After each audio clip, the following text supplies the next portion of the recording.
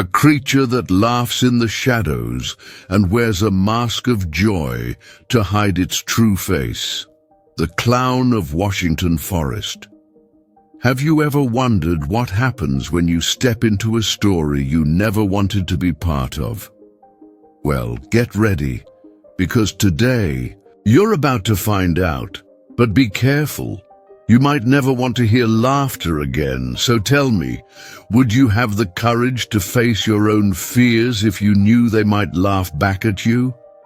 Do you know that feeling of being watched when you're alone, or that laughter that seems to echo where it doesn't belong?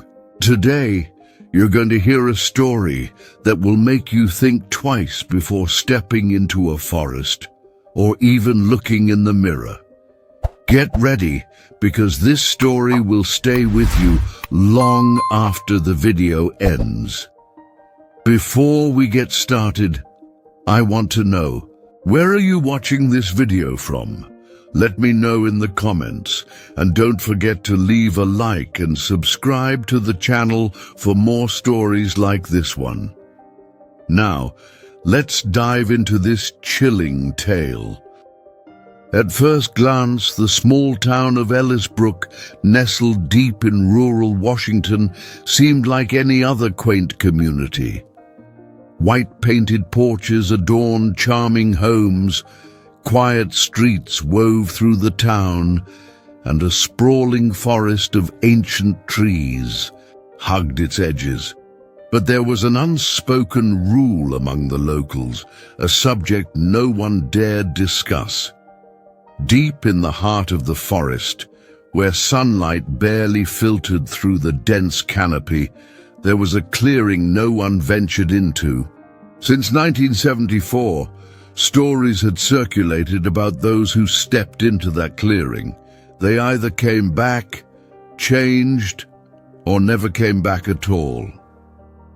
The tale was revived by Maxine Rhodes, a freelance journalist with a knack for uncovering mysteries that blurred the line between truth and the supernatural. Following an anonymous tip about recent disappearances in Ellisbrook's woods, she arrived in town armed with her camera and a backpack. Maxine was skeptical but intrigued. However, it didn't take long for her to notice how the townsfolk would tense at the mere mention of the forest. "I just want to understand what's happening," she explained to them, but her questions were met with nervous glances and one repeated word: the clown. On her second night in Ellisbrook, Maxine decided to explore the woods herself. The air was different there, heavy with a metallic tang that clung to her throat. Her flashlight, which had been reliable, seemed to falter as if the darkness was swallowing its light. She filmed a diary entry on her camera. It's funny, isn't it? Clown stories usually scare kids, but here it feels like the adults are more terrified than anyone. Honestly, though, it's the silence that's really getting to me. Maxine trekked for over an hour before noticing something odd. Strips of red ribbon tied to tree branches marking a path. Curious and cautious, she followed them until she found herself standing in the dreaded clearing. The sight was unsettling. Amid the tall, overgrown grass sat an old, rusted ice cream cart, tipped onto its side. Its once bright paint had faded, but the small bells attached to it swayed gently, even though there wasn't a hint of wind. Heart-pounding, Maxine approached the cart, scanning it with her flashlight. A faded sign hung on its side, the letters barely legible but clear enough to read, "Laugh today, cry forever." Her stomach churned. Letting out a nervous laugh, she muttered, "Nice try, whoever put this here." But the words felt hollow as a sound broke the tense silence, a low, guttural laugh. A terrifying discovery. She ran. The forest seemed to twist and shift as her feet pounded against the ground, the metallic taste of fear coating her tongue. When she finally reached her hotel room, Maxine locked the door and sat down to review the footage. Her fingers trembled as she scrolled through the video. And then she saw it. When the laughter first echoed in the clearing, the figure hadn't disappeared into the darkness, as she thought. It had moved closer. Frame by frame, it advanced, its grin growing wider, its hollow eyes fixed on her. Maxine slammed her laptop shut, her pulse roaring in her ears. She tried to steady her breathing, but a sound from outside made her freeze. The wind had picked up, carrying with it a faint, eerie laughter that seemed to seep through the very walls of her room. The morning after. The next morning, Maxine tried to convince herself that everything from the previous night was just a mix of exhaustion and her imagination running wild. After all, she'd covered bizarre stories before, urban legends, haunted houses, and there was always a rational explanation in the end. Yet, as the sunlight poured over the town of Ellisbrook, the fear lingering in her chest refused to fade. At the small local diner where she stopped for breakfast, the atmosphere was unusually tense. Locals cast furtive glances her way, their faces a mix of curiosity and unease. "You went into the forest, didn't you?" asked a grey-haired waitress as she refilled Maxine's coffee. Maxine hesitated but nodded cautiously. "Listen, sweetheart," the woman said in a hushed tone, leaning closer. "There are things better left alone. The clown, he doesn't like visitors." Maxine chuckled softly, trying to lighten the mood. "With all due respect, it's just a story, right? Something someone made up to scare kids and keep tourists away." The waitress didn't laugh. Instead, she shook her head slowly. "Then why are your hands shaking while you drink your coffee?" Maxine looked down and froze. Her hands were trembling. Footage doesn't lie back in her hotel room. Maxine forced herself to get back to work. Editing the footage from the previous night seemed like the best way to rationalize what had happened, to prove to herself that it was all in her head. But as she scrubbed through the video, frame by frame, the figure of the clown became clearer. With each pause, its exaggerated smile, the smeared makeup, the pale, unnaturally large hands. Then she noticed something even more disturbing. Freezing the frame at just the right moment, Maxine realized that the clown's eyes were staring directly into the camera. "This is impossible," she whispered to herself. She vividly remembered the clown never looking directly at her during the encounter, and yet in the footage it was as if it knew exactly where she was. Behind the ice cream cart, shadows writhed unnaturally. They twisted and contorted into grotesque shapes, mocking the very concept of reality. A sudden noise made her jump, a loud thud. She spun toward the door, which now stood ajar, though she was certain she'd locked it. Slowly, she approached and shut it firmly, but a creeping sensation of being watched began to take hold. The night brings no rest. That night, sleep eluded her. At precisely 2:47 a.m., a sound broke the silence. Laughter. At first it was faint, almost like a trickle of water. But it grew louder, echoing unnaturally through the deserted street outside her window. Maxine hesitated before pulling the curtains back and peering outside. The street was empty, but something dangled from the nearest street lamp. A small, red balloon swayed in the windless night.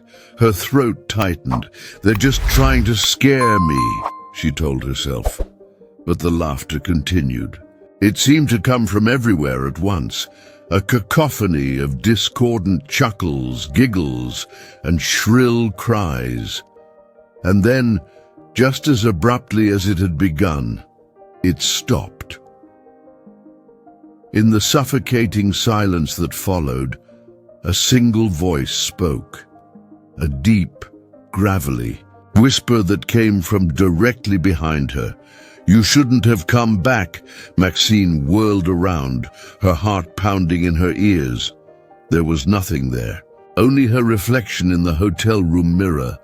But something was wrong. Her reflection stared back, but it wasn't her. Slowly, the figure in the mirror began to grin, a grotesque, unnaturally wide smile that split its face. Maxine stumbled backward, knocking over a chair as the glass of the mirror began to crack.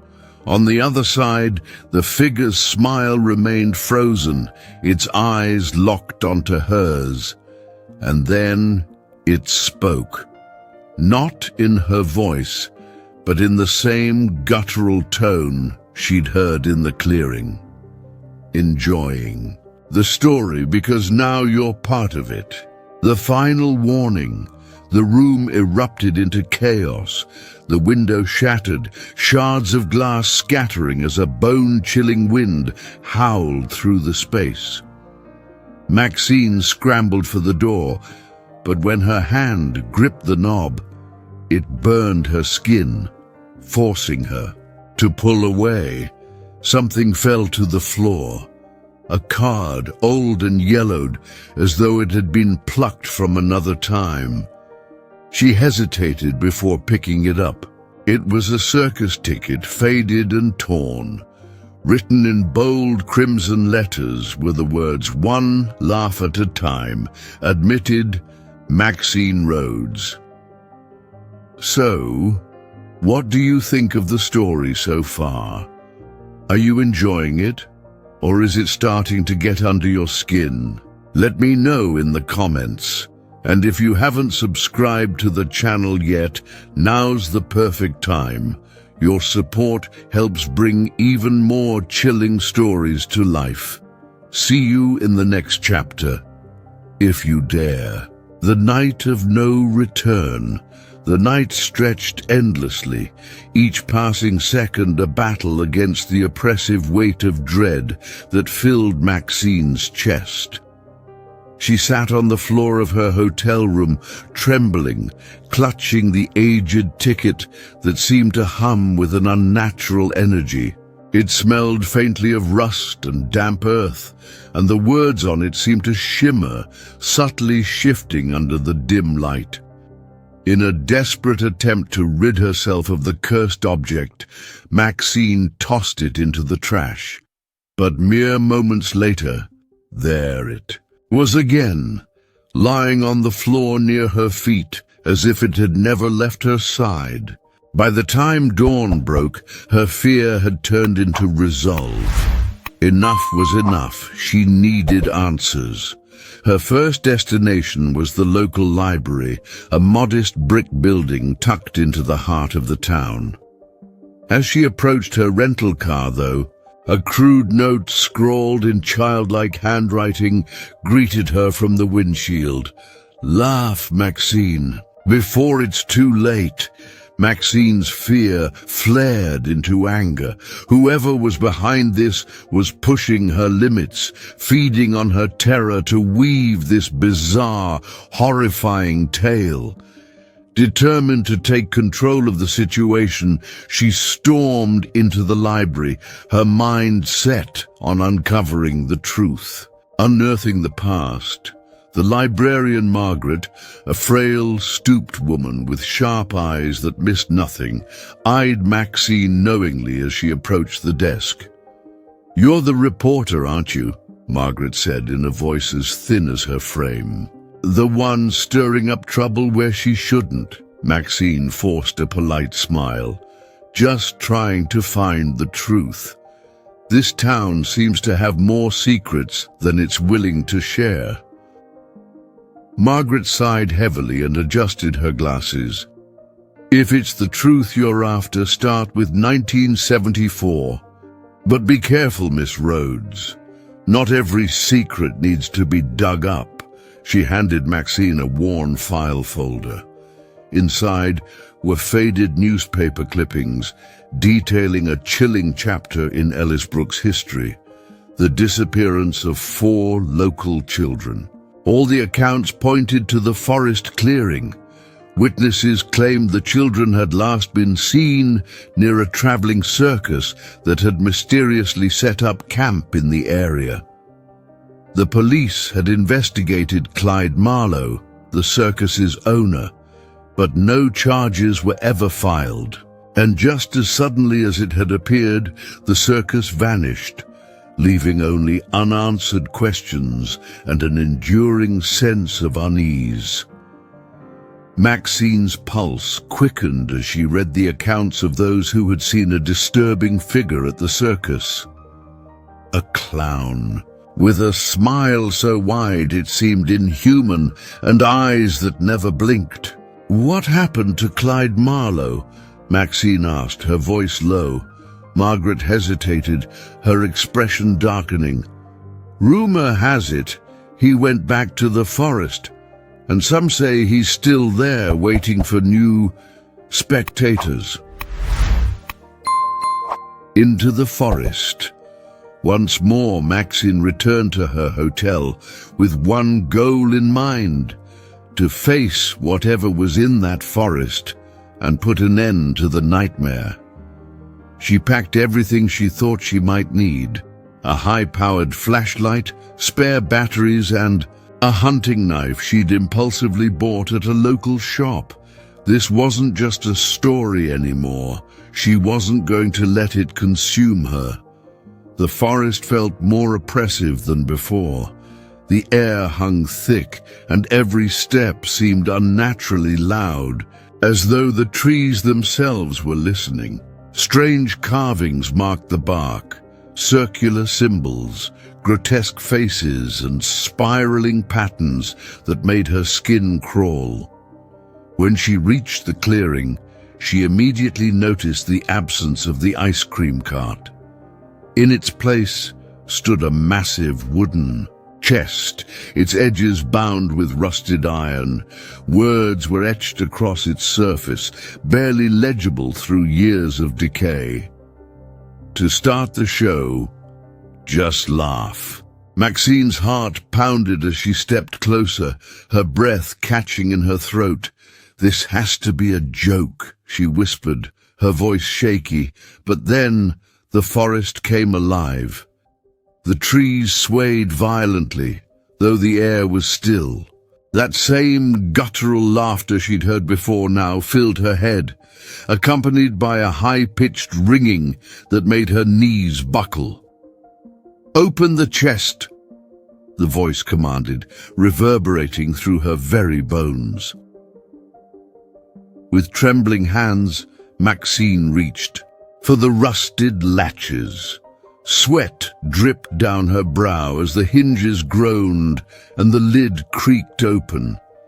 Inside was a mirror. It was identical to the one in her hotel room, but this one was far worse.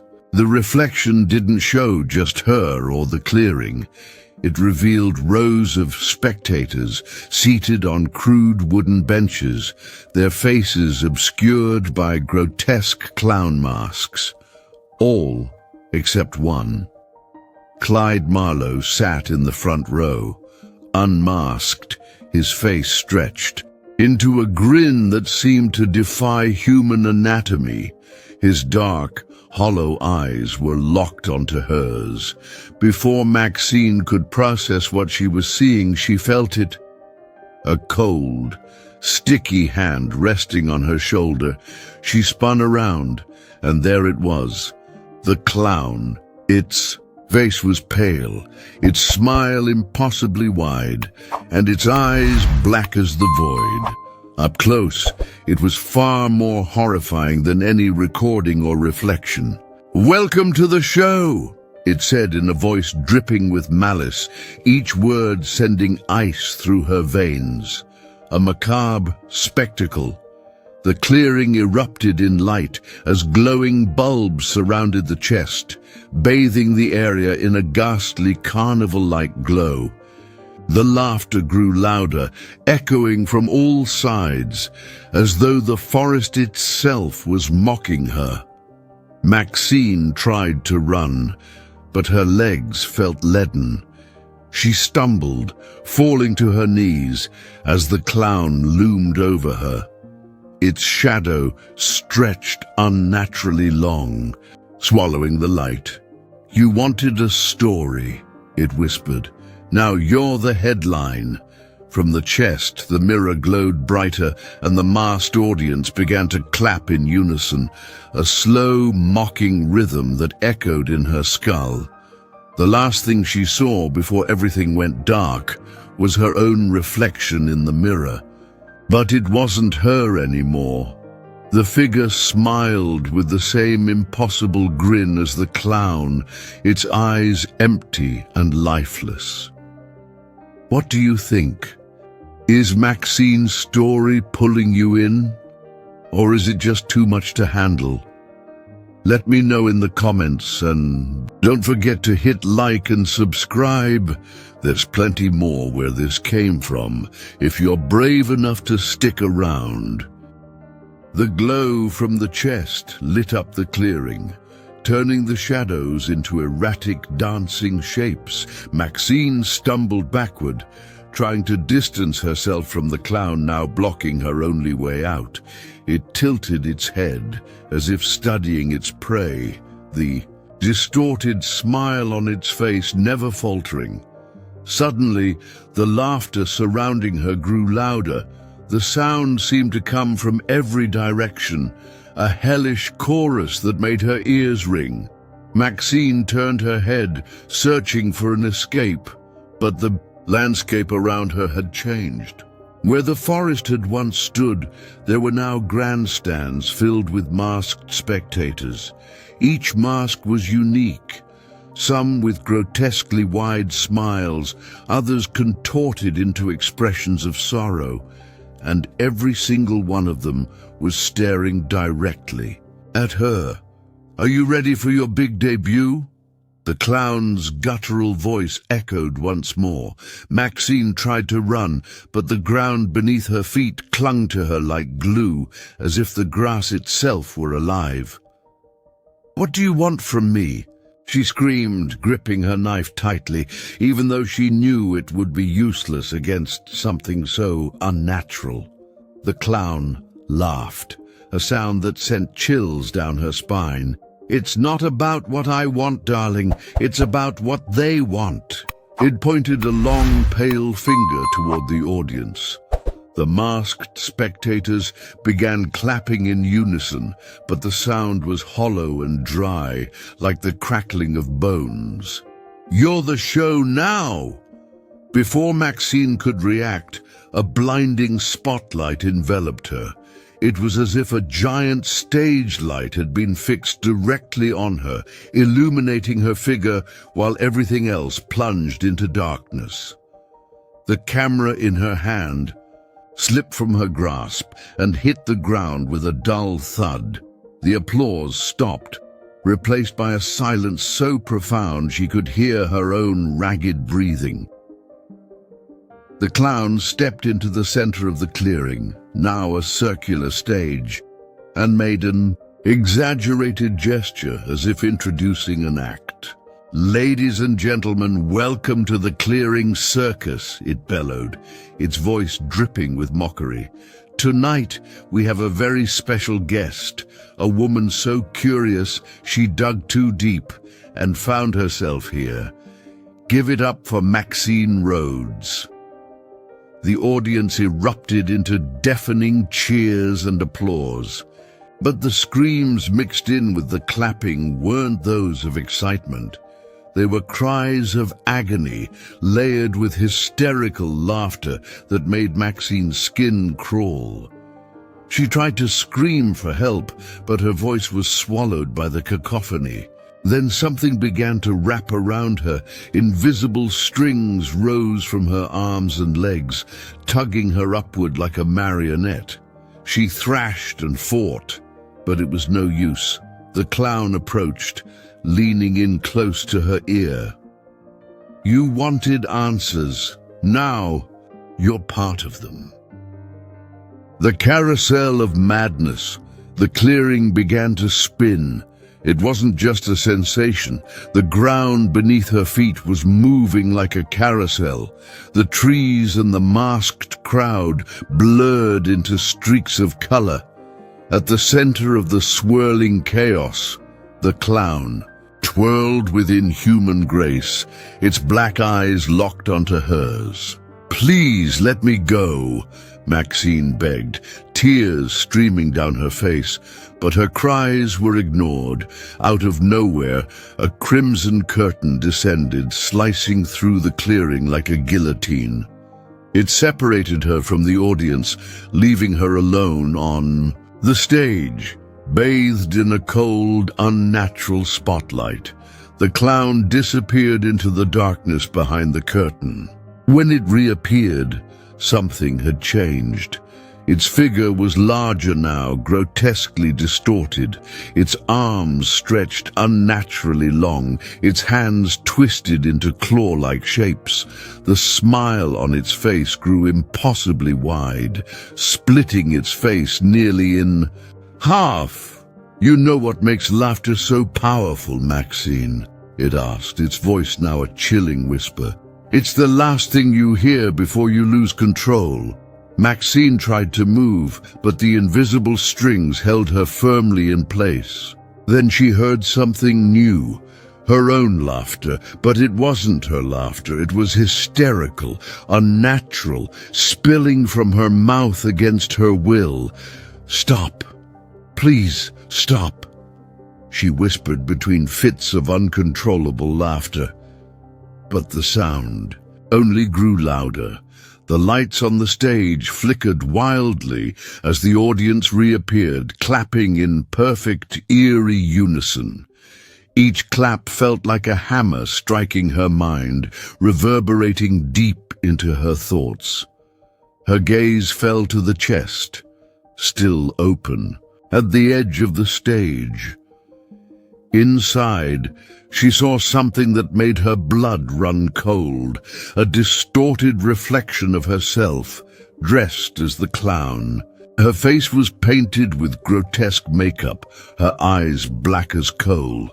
The clown leaned close to her ear once more, its voice now a frigid whisper. "The show must go on, Maxine. And now, you are the show." Curtains down.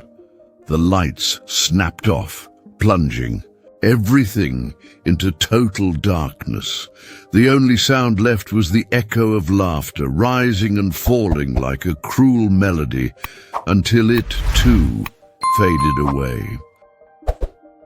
When the lights came back on, Maxine stood alone in the center of the stage. The masked audience was gone, as was the clown. But something inside her had shifted, a strange, oppressive sensation, like countless unseen eyes watching her every move. She tried to move her arms and legs, but the invisible strings still held her tight. Every attempt to free herself was met with a low creak, like the sound of ancient wood straining under pressure. "I'm not a puppet," she muttered, her voice trembling with fear and frustration. but the clearing echoed her words back to her, twisted and mocking, "I'm not a puppet." The stage was now empty, except for the chest, which remained open. Slowly, its lid began to close on its own, creaking with a metallic groan that resonated through the darkness. When the chest finally shut with a resounding clank, Maxine felt the strings loosen. With one last desperate pull, she freed herself and collapsed to her knees. She gasped for air, struggling to regain control of her trembling body, when she heard footsteps behind her, slow, deliberate, and heavy, like boots on hollow wood. Turning around, Maxine froze. Emerging from the shadows was a figure unlike anything she had seen before. It wasn't the clown. It was something far worse. The creature stood tall, its body humanoid, but grotesquely fragmented, as though it had been assembled from mismatched parts. Its face was partially obscured by a cracked clown mask, and its disproportionately large hands ended in long, razor-sharp nails. Its glowing red eyes pierced through the dimness, and its mouth moved as if trying to speak, though no sound escaped. Paralyzed, Maxine could only watch as the creature raised one of its gnarled fingers and pointed directly at her. It cocked its head to the side, studying her, before breaking the silence with a deep, guttural laugh. The sound was dissonant, echoing as though it came from multiple sources at once. Who are you?" Maxine stammered, her voice barely audible. The creature didn't answer with words. Instead, it turned its attention to the chest. Slowly, it raised its hand, and the chest began to move, dragging itself across the stage with a scraping sound. That made Maxine's skin crawl. The chest stopped directly in front of her. She wanted to stand, to run, but the fear weighed her down, pinning her in place. The lid creaked open once more, revealing something new inside. An old, yellowed photograph. With trembling hands, Maxine reached for the photo. It was a black and white image of a group of children, their faces expressionless and hauntingly blank. At the center of the group stood the clown, holding what looked like a wind-up toy. But as Maxine leaned closer, she realized it wasn't a toy. It was a miniature child, dangling from strings like a marionette. Behind the group, the Ellisbrook forest loomed, dark and foreboding. Then, the photograph began to change. The children in the picture slowly started to smile, but their grins stretched far too wide, distorting their faces into something monstrous. The clown, too, tilted its head within the frame, its black eyes locking onto Maxine's. She gasped and dropped the photograph as though it were burning her fingers. The creature's laughter grew louder, reverberating through the stage.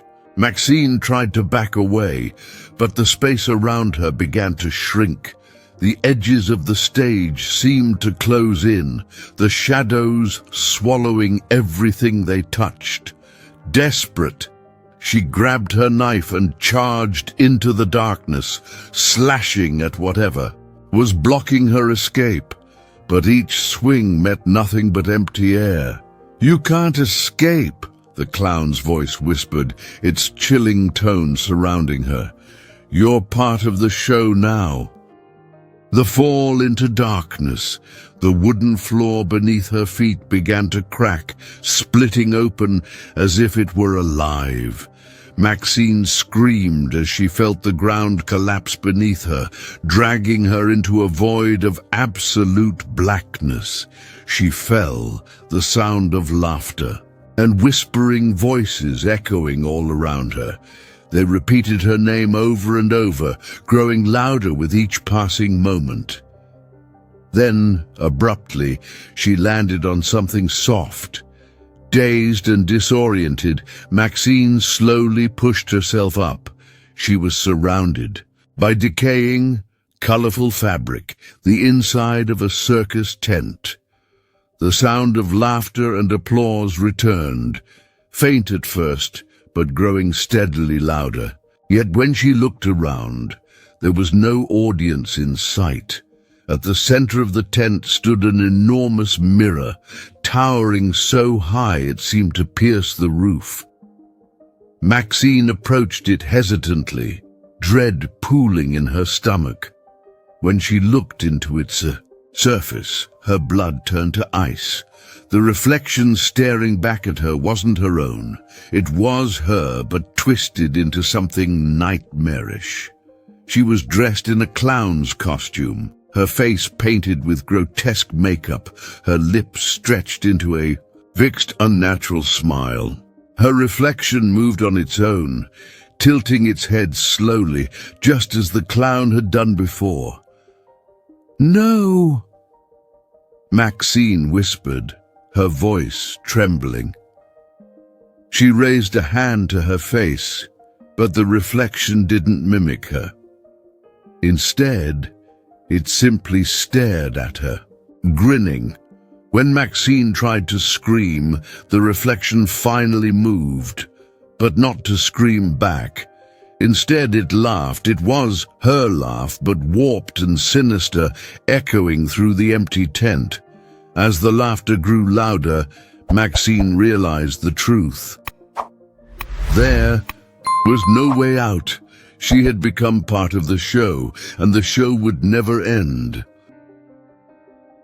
Maxine froze in front of the mirror, staring at the distorted reflection that seemed to move with a will of its own.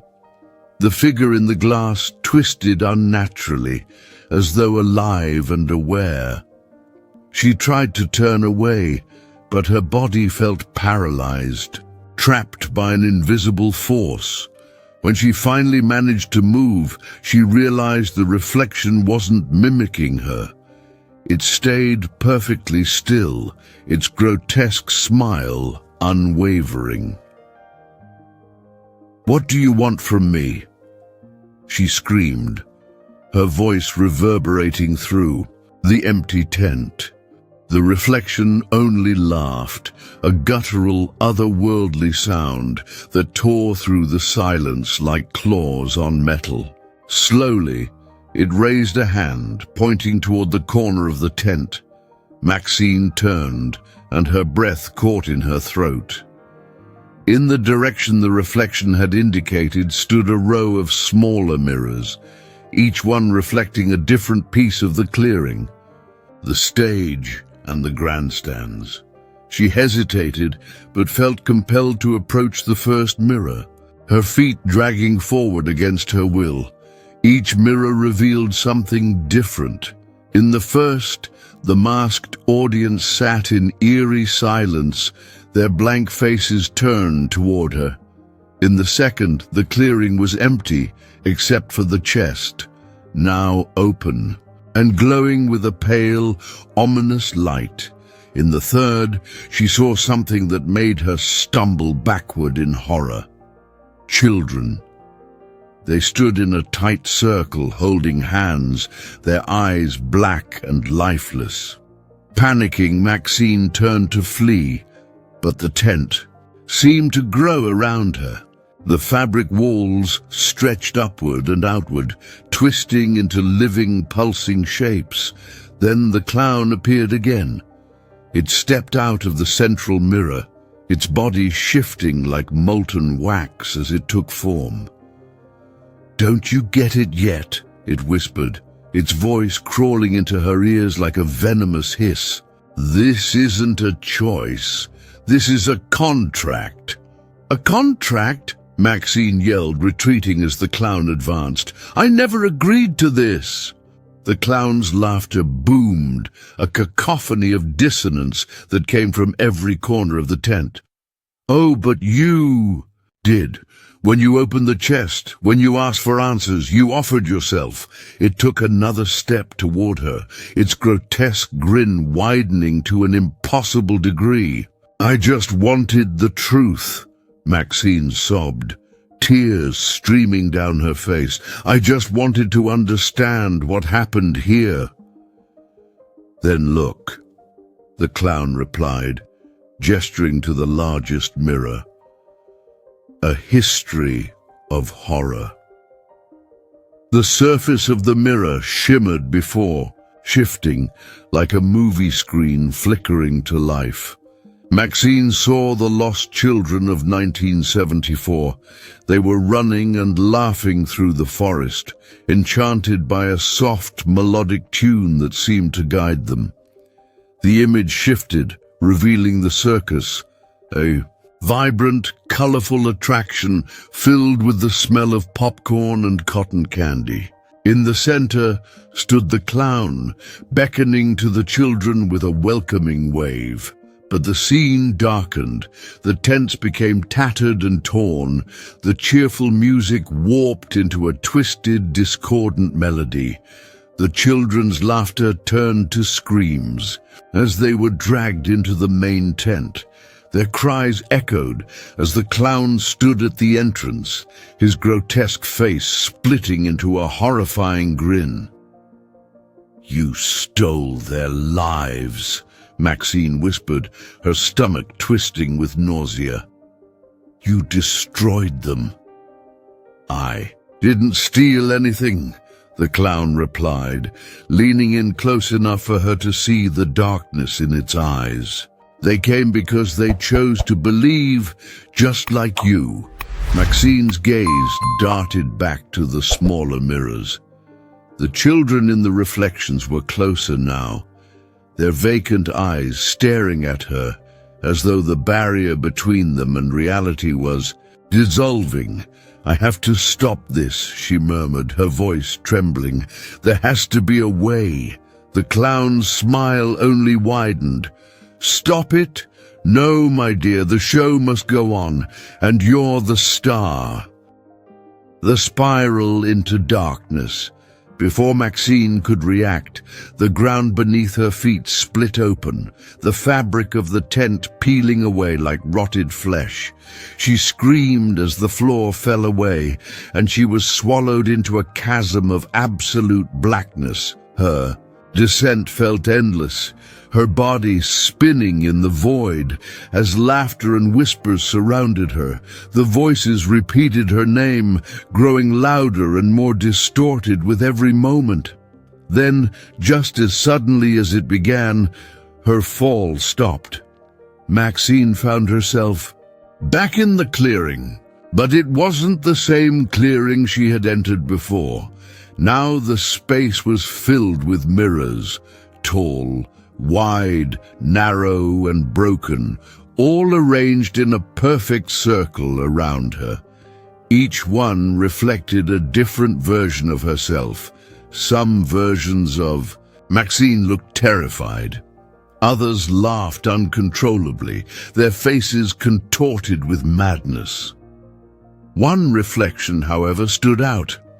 A version of herself dressed in a clown costume, its face painted grotesquely, its eyes empty and cold. "You're the show," a voice echoed, low and menacing. "The audience is waiting." Maxine tried to run, but the mirrors began to move, closing in on her. Each reflection seemed to mock her, showing her deepest fears and darkest regrets. "Laugh, Maxine," the clown's voice whispered, its tone dripping with malice. "Laugh, or you'll never leave." Her own laughter bubbled up again, involuntary and uncontrollable. It spilled from her lips, growing louder and more manic with every second.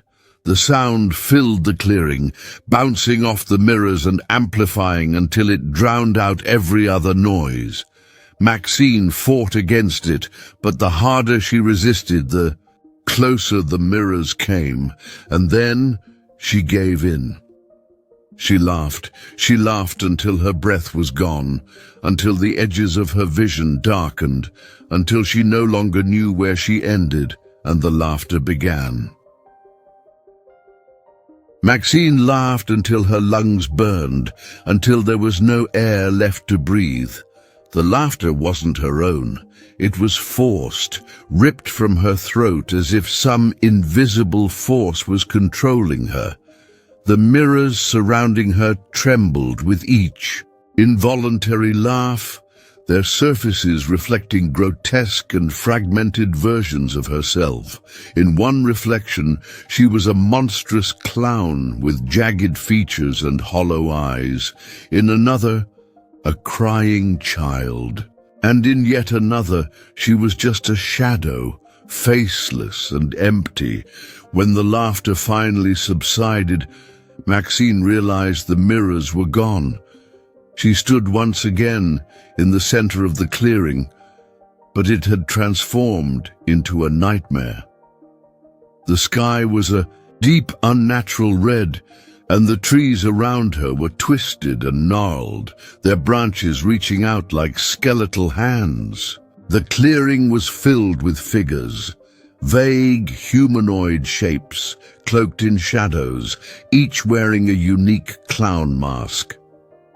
Their forms flickered and wavered like smoke, as though they weren't entirely real. At the center of it all was the chest, closed, but pulsing with a faint, eerie glow. Beside it stood the clown, more grotesque and enormous than ever. Its body was a shifting, impossible blend of colors and darkness, its glowing red eyes piercing through the suffocating atmosphere. "Welcome to the end of the show," the clown said, its voice reverberating through the clearing. "Or perhaps the beginning." Maxine tried to run, but her feet wouldn't move. The grass beneath her had come alive, winding around her ankles like chains. "Why are you doing this to me?" she screamed, her voice cracking with fear.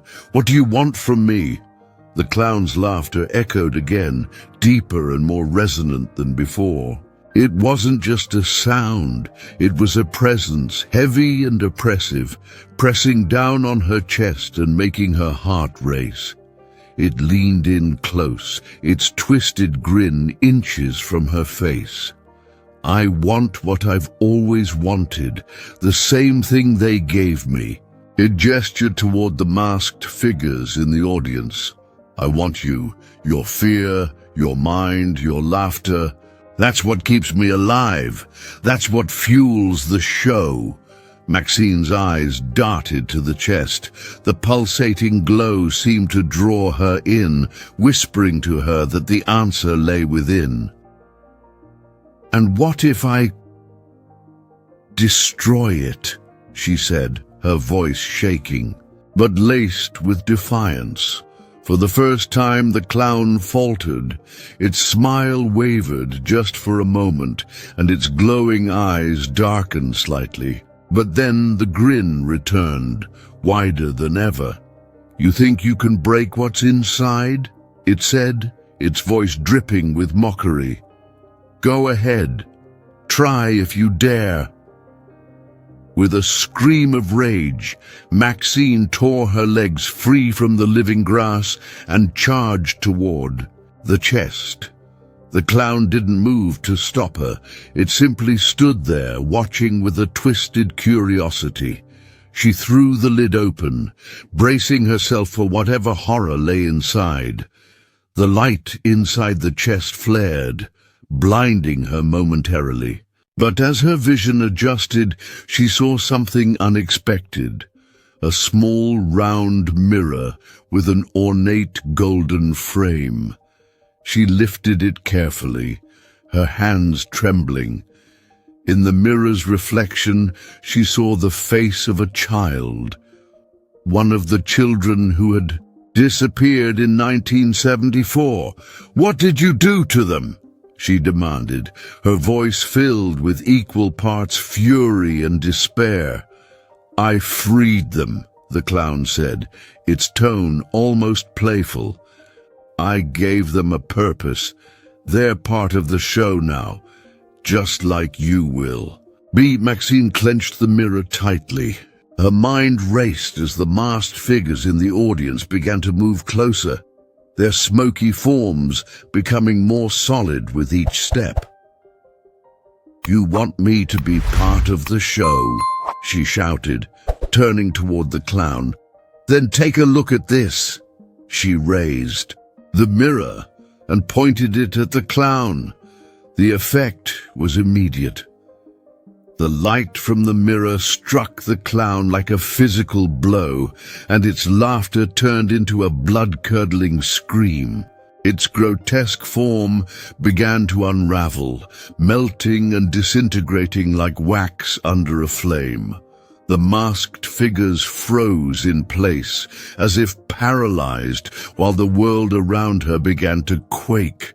The clown staggered, its body twisting and collapsing in on itself. It tried to advance on her, but each step caused it to fragment further. "You don't understand," it hissed, its voice filled with desperation and rage. "If I disappear, the show doesn't end. It never ends." Maxine ignored its words and turned the mirror toward the chest. The light intensified, filling the clearing with a blinding radiance that consumed everything in its path. The clown let out one final ear-splitting scream before its form crumbled into nothingness, dissolving into a cloud of shadows that dissipated into the wind. The clearing silence. When the light faded, Maxine found herself alone. The chest was gone. The masked figures were gone. The oppressive red sky had been replaced by the soft, pale glow of dawn. She dropped the mirror, its surface now cracked and dull, and sank to her knees in the clearing. For the first time in what felt like an eternity, there was silence. Maxine stared at the ground, tears streaming down her face as the weight of what she had endured finally hit her. She had survived, but at what cost? The clearing, though peaceful now, still carried the scars of what had happened. The trees remained twisted and gnarled, their branches reaching skyward like frozen screams, and in the faint breeze, she could almost hear it, a faint, distant laugh. The show would never truly end. When the light finally faded, Maxine found herself alone in the clearing. The trees had returned to their natural state, their gnarled branches no longer reaching like grasping hands. The crimson sky had given way to the soft, pale hues of dawn, and the ominous chest had vanished completely. Exhausted, Maxine fell to her knees, still clutching the small, cracked mirror in her trembling hands. The forest was eerily quiet, as if holding its breath after the chaos that had unfolded. Back at the hotel, when Maxine returned to her hotel room, she forced herself to watch the footage she'd recorded on her camera. She needed to see it. To prove to herself that everything had really happened, but when she pressed play, there was nothing. No clown, no masked audience, no distorted clearing, just silence, just darkness. Leaving Ellisbrook days later, Maxine packed her belongings and left Ellisbrook for good. She promised herself she would never return. She didn't look back, didn't stop driving until the small, haunted town was far behind her, but something inside her had changed. At night, when the world around her was quiet, she began to hear things. Faint laughter, soft and distant as though carried on the wind. It wasn't loud and it wasn't close, but it was there, and sometimes in the reflection of her bedroom mirror, she thought she saw something. A shadow that didn't belong, a figure that moved when she didn't, something that laughed. What about you? So what did you think of this story? Let me know in the comments below. What part gave you the biggest chills? Don't forget to like the video and share it with someone who loves a good scary story. And remember, we'll see you in the next nightmare, or maybe it's already begun.